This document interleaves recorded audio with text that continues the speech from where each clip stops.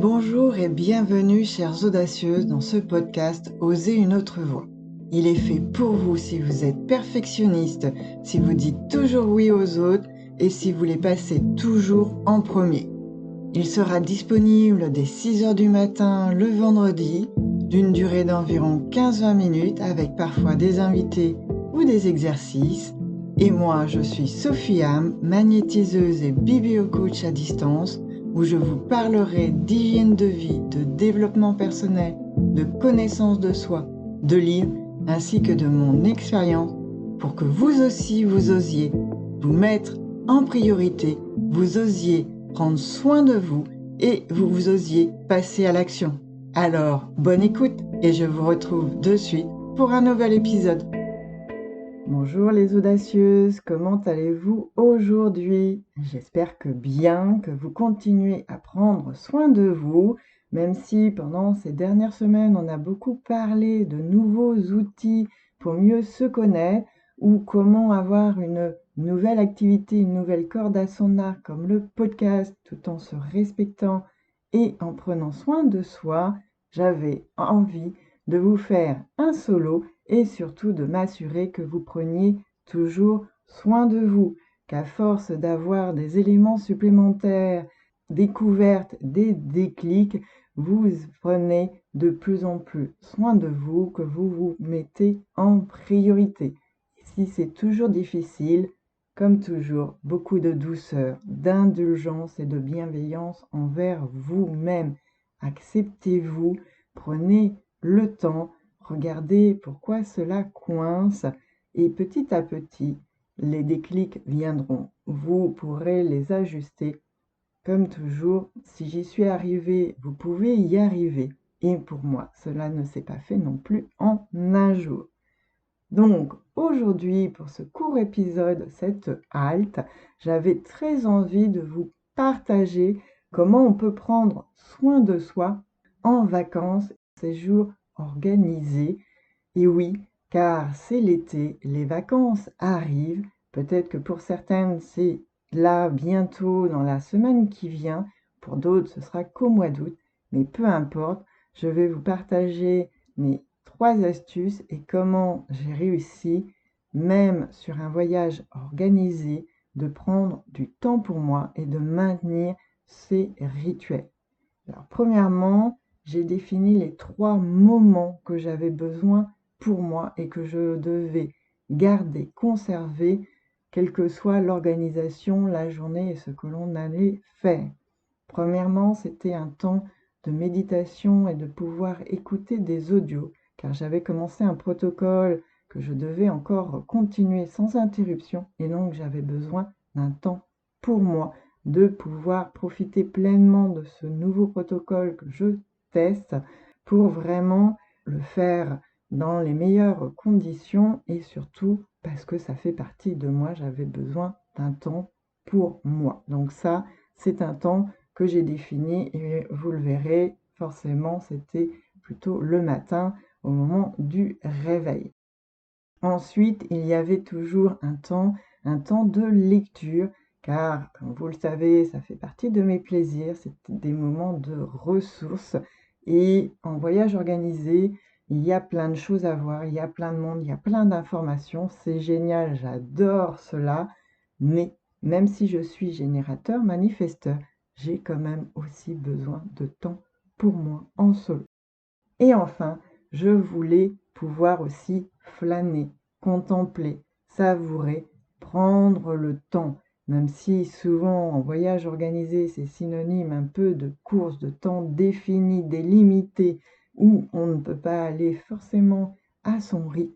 Là, j'avais quand même décidé de s'y profiter, même ne serait-ce que 10-15 minutes d'un temps pour moi. Donc, entrons tout de suite dans le sujet. Premièrement, comment j'ai planifié. Comme je vous le disais, comme je suis une lève-tôt, que finalement pendant ce voyage, il n'y avait pas besoin de se lever ultra de bonne heure et que je n'avais pas de valise à faire tous les jours. Du coup, à mon réveil, comme je suis une lève-tôt, j'ai pu prendre ce temps pour écouter ces audios, méditer, réfléchir et par moments, je le prolongeais également le soir après le dîner, avant de me coucher, car il y avait certains jours, certains audios, certaines réflexions qui demandaient un peu plus à être approfondies. Donc voilà comment j'ai réussi à garder ce premier temps pour moi. Ensuite, les temps de lecture, finalement, c'était des temps que j'avais pas forcément planifiés rigoureusement dans mon planning, car là aussi, il a fallu s'adapter, apprendre à faire avec fluidité et à varier selon les journées, les occasions. C'est pour ça que soit je lisais pendant le bus, par exemple le guide ou un livre, mais ça pouvait être aussi pendant les visites, car il y avait des écriteaux, il y avait des informations à lire et j'aime bien savoir ce que je regarde, avoir plus d'informations, même si on avait une guide extrêmement précise qui donnait beaucoup d'informations, qui était une passionnée.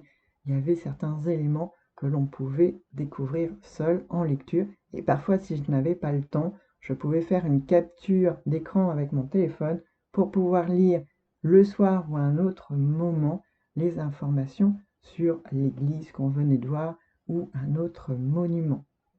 Ensuite, sur le troisième point, pour savourer, contempler et vraiment prendre du temps pour moi, là, faire vraiment le lâcher prise et vraiment saisir les opportunités qui se présentaient à moi. Car chaque jour était différent, la météo était différente, donc vraiment, je me suis laissée bercer par ce flot et je me suis vraiment amusée à voir quand est-ce que je pouvais prendre ce temps. Et ce temps a été vraiment différent chaque jour, même si par 2 fois j'ai eu le plaisir de savourer de bonnes glaces et de prendre le temps de déguster des parfums spécifiques, puis de pouvoir contempler à un moment donné lors d'une visite, d'avoir un temps de calme et de juste pouvoir profiter des paysages magnifiques qui étaient devant nous, ou dans ce jardin botanique, de pouvoir me reconnecter à ces arbres et à des arbres centenaires, magnifiques et uniques en leur genre, puisqu'il y a très peu d'espèces, surtout dans nos climats. Donc voilà comment au fil de la semaine, malgré un planning organisé, précis, à l'avance, j'ai quand même réussi à garder mes 3 temps pour moi.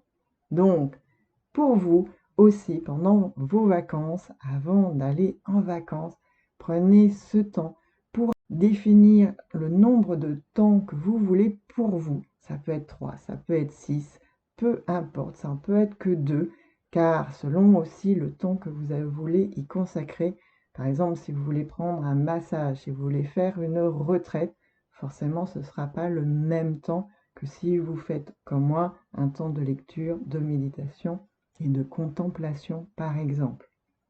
Donc, en attendant, quand même, pensez à les planifier, à les définir, et ensuite, même si vous les planifiez, sachez être adaptable, soyez audacieuse, laissez-vous porter par ce temps de vacances qui est différent, par la fluidité, par cette liberté que l'on a en vacances, surtout si vous n'avez pas les enfants pendant quelques jours ou plus, ou parce que comme vous ne travaillez pas, vous allez avoir un peu plus de temps pour vous. Donc, apprenez à les planifier, à les tenir dans votre journée tout en les adaptant et en saisissant les opportunités qui se présenteront à vous.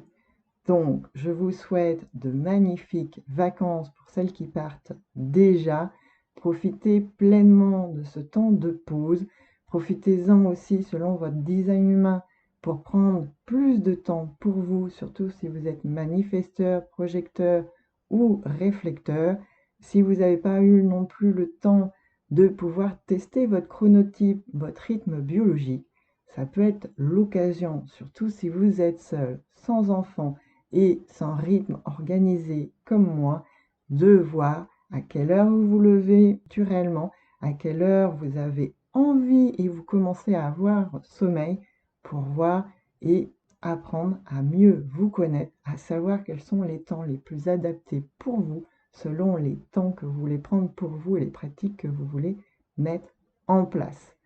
Voilà, j'espère que ce petit épisode vous aura plu, vous permettra d'avoir des déclics et de profiter pleinement de vos vacances. Chouchoutez-vous, prenez du temps pour vous, prenez soin de vous et je vous dis à très vite.